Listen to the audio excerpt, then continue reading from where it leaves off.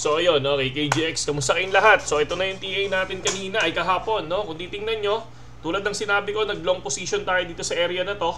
So kita nyo, umangat siya, di ba? So possible, no? Nagkakaroon lang siya ng correction, pero pwede niya ulit subukan na umangat ng 105. So kasi umabot na siya ng 104 kahapon, 104.4. Okay? So yung peak niya, no? Pero still, ang ating resistance madadagdagan, no? So titingnan natin ngayon dito sa area na to. Para sa akin lang 4 hours time frame, itong area na to. Yan. So ang magiging major area natin dito ng ating resistance ay itong 105. Pero dito sa area na to, pwede tayo maglagay dito ng 104.64. Okay? 104 640. Ay, sorry. 164. Yan. So area na to, no? Pwede dito sa area na yan, ha. Tapos ngayon, kung titingnan naman natin, still nandito pa rin tayo sa area na to. Dito pa rin tayo sa 102 ang pinaka-support natin dito. Pero ito, once ma-break to, possible kunin niya si 105. So far, kung mapapansin nyo, nag-open tayo ng ETH. So punta lang tayo kay ETH. So yan, no? Kita nyo ba yung ETH natin? So ito yung sinasabi ko sa inyo kahapon. Okay? So kung nakikita nyo, kung naaalala nyo yung ating TA kahapon, yan. Pumasok tayo dito sa area na to. Okay?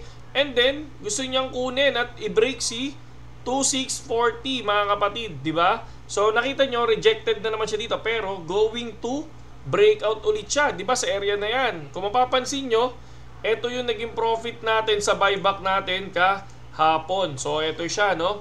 So 100 USDT lang ang naging profit natin kasi nag-TP ako ng 2591. So kasi baka ako magkaroon ng retest pagdating ng 26. So kung mapapansin nyo, nagkaroon nga ng retest after 26. So tinignan ko muna siya kung ano yung magiging galaw ng market. And then ngayon, pumasok ulit tayo ngayon sa Ethereum na medyo barya lang kasi weekend ngayon, no? So pumasok tayo sa Ethereum and sa Solana. Okay? So far, 96 USDT, and sa Solana naman, ang ipinasok natin sa Solana ay ang margin natin is 97 USDT, no? So far nakaka 3% na tayo at sa Ethereum ay 2%. So ito yung sinasabi ko sa inyo na possible na kapag ito lumipad hanggang 27, no? Pag lumipad to hanggang 27, mga kapatid, i-stay ko lang to. Okay? Hanggang dulo na to, no? Kumbaga titingnan ko kung hanggang saan ang aabutin ng 96 USDT natin. Okay? So far, maganda yung trade natin ngayon at naging profit tayo. Ano ba ang ating support ngayon at resistance kay Ethereum, no? Ito yung sinasabi natin. 3 beses na. 1, 2, 3. Okay, pang-apat. Trying to break out ngayon itong area na to. Now, once ma-break to at above, no? I think siguro 4 hours time frame. Kaka-open lang nito. Anong oras ba matatapos to? 10 o'clock, no? Siguro after 10 o'clock, umangat dito yan sa area na to. Baka I think medyo lumipad na to hanggang 27. At kapag nag-maintain to ng 27, hindi nyo na ako makikitang close position. Hahayaan ko na lang muna yan, mga kapatid. No? Medyo naniniwala tayo sa isa pang lipad, mga idol. Okay? So tingnan muna natin. So kung maglalaro siya ng ganyan, okay lang yan. So ang gagawin ko lang, buyback lang ako para at least hindi tayo ma-liquidate. Ako sa akin lang yun So syempre magbabuyback ako once na nag-dip. Okay? Hindi pa ako magbabuyback ngayon.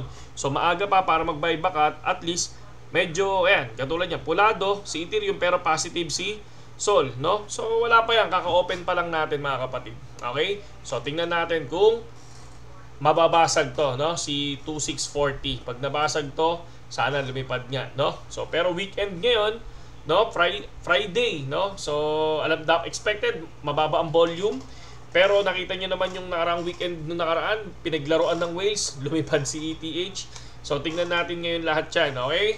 So next, punta naman tayo syempre sa Pi Network, 'di ba? Syempre Pi Network, no? Hindi mawawala si Pi Cults, no?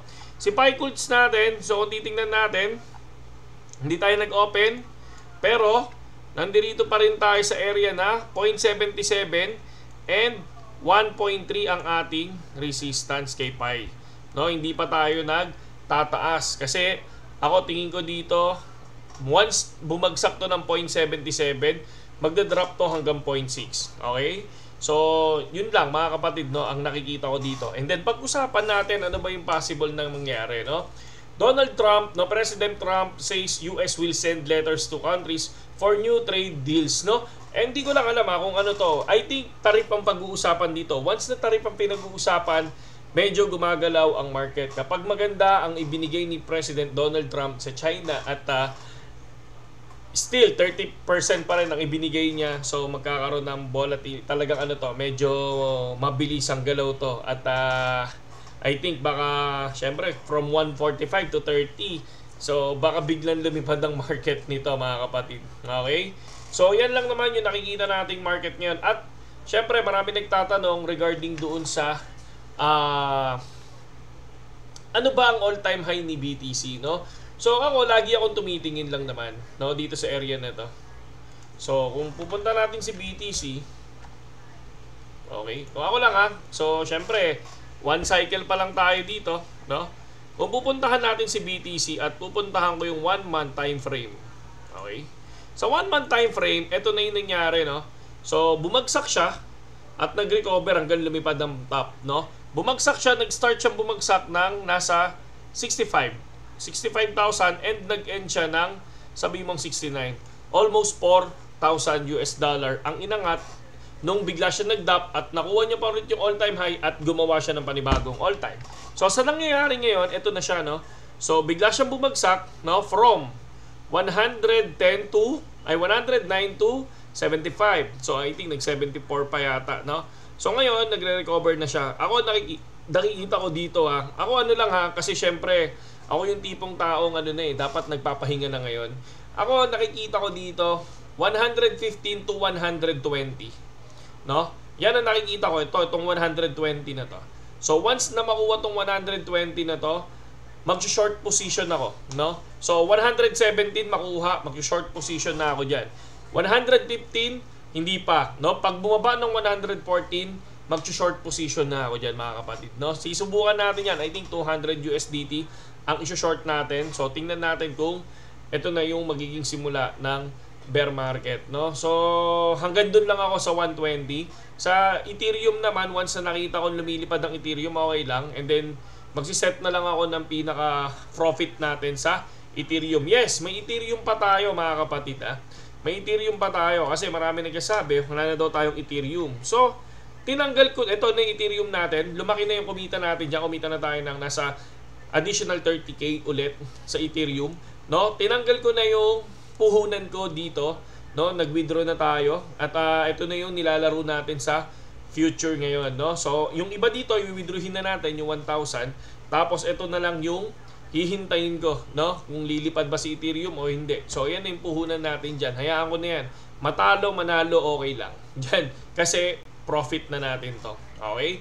So ngayon, yun ang gagawin ko. Yun ang pinaka nakikita ko na peak ni BTC, no? Yun yung nakikita kong peak is 120 or 115. So after nyan, short position tayo. Okay?